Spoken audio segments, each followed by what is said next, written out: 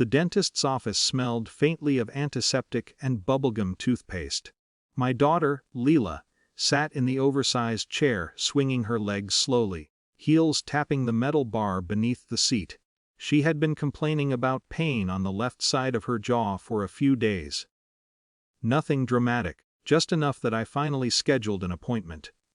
"Open wide," the dentist said gently. Leela obeyed, though her eyes flicked toward me for a moment. I smiled at her the way parents do when they're pretending everything is routine. The dentist frowned slightly and leaned closer with the light. Then she stepped back. "I'd like to take an X-ray," she said. That didn't seem unusual. Kids get cavities. Teeth grow crooked. I watched Leela bite down on the plastic tab while the machine hummed. A few minutes later, the dentist pulled the images onto the monitor. She stared at them longer than I expected.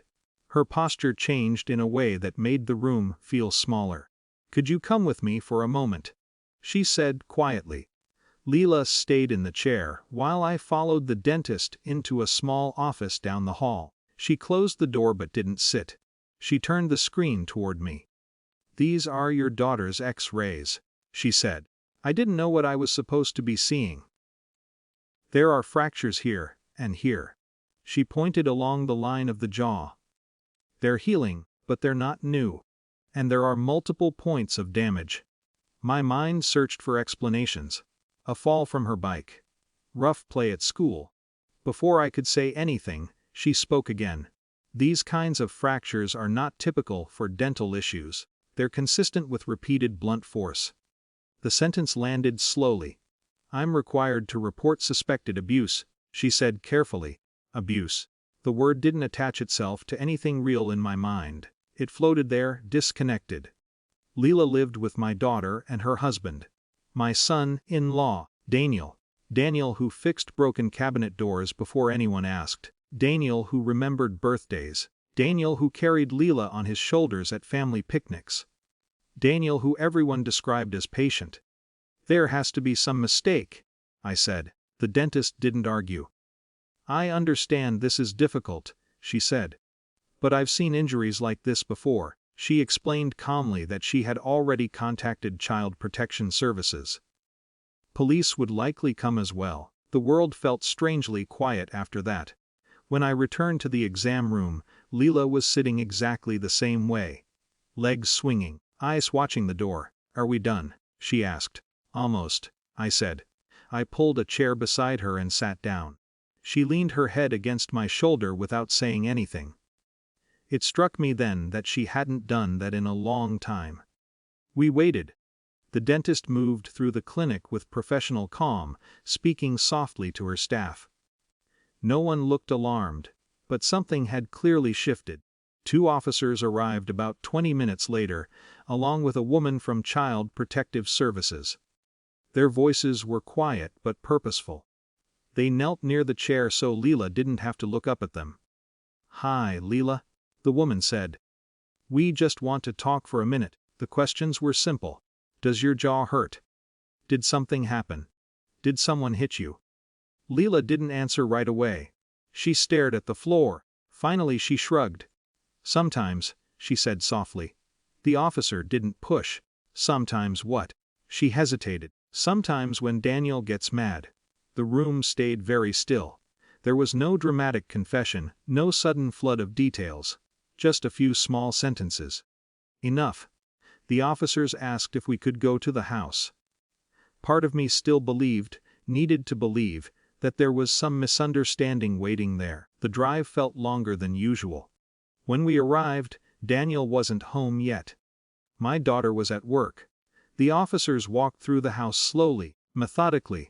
The woman from Child Services stayed with Leela in the living room. One officer opened the bathroom cabinet and paused. Another checked a bedroom drawer. They spoke quietly to each other. I caught fragments. Ice packs, bandages. A mouthguard that looked unused. None of those things were suspicious by themselves. But together they formed something harder to ignore. Then one of the officers held up a small notebook from the kitchen drawer. Inside were notes in Daniel's handwriting. Dates. Short sentences. Leela fell again. Jaw sore, monitor swelling, keep her home from school tomorrow. Careful records. Not of accidents, of explanations. The officer closed the notebook slowly. When Daniel arrived an hour later, the house was already full of people. He looked confused at first, then cautious. The officers spoke with him in the hallway. Their voices were calm but firm. I didn't hear everything, just enough to understand that the situation had moved far beyond our family's private world. The control had shifted. Whatever Daniel believed he could explain away would now be examined by people trained to notice what the rest of us missed. Leela stayed beside me on the couch. She rested her head against my arm again. The gesture felt heavier now. Not just comfort, trust. A trust I realized I hadn't protected the way I thought I had. For years I had admired Daniel. Told friends how lucky my daughter was.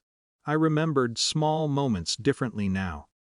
The way Leela sometimes went quiet when he entered a room. The way he answered questions directed at her. The cancelled visits. The vague explanations. None of it had seemed important at the time. Because I trusted him. Later that night, Leela was taken to the hospital for further evaluation. The investigation would continue. Courtrooms, reports, interviews, processes that would unfold slowly. Nothing about it felt like victory. Only correction. I sat beside Leela while a nurse adjusted the bandage along her jaw. She looked tired but calmer than she had in weeks. "Does it still hurt?" I asked. "A little," she said. Then she looked up at me. "But not as much." I realized that protection isn't something you assume exists. It's something you have to keep noticing.